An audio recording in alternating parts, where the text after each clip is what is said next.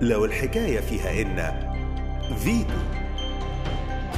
في كندا علوش وعمرو يوسف. للأسف أنا شايفة أن أرقامهم السنة دي مش مبشرة بالخير في 2017. كندا عندها إحباط، ممكن كانت متوقعة حاجة ومش لاقياها.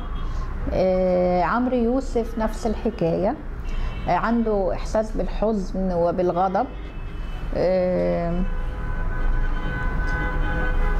واللي شايفاه كمان ان عنده نهايه مرحله او نهايه تعاقد يعني، والله اعلم. والعلاقه بينهم مع لسه مخطوبين اصلا، العلاقه بين الاثنين يعني هو مش بس مخطوبين، هو حصل عقد قران. بس اللي انا قلقني الحقيقه من الارقام بتاعتهم انه هو عنده نهايه علاقه او نهايه تعاقد وهي عندها احباط وحزن يعني، وهو نفس الحكايه عنده حزن وغضب. يعني هو ده اللي انا شايفاه الحقيقه.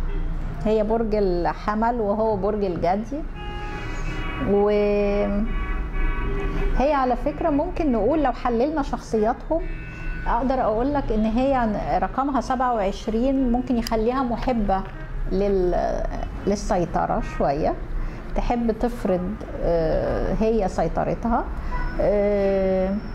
وهو رقم 23 يوم ميلاده 23/12. هو محب لحريته جدا، استقلالي جدا، وممكن دي تكون نقطة خلاف كبيرة بينهم. لو الحكاية فيها إن فيتو.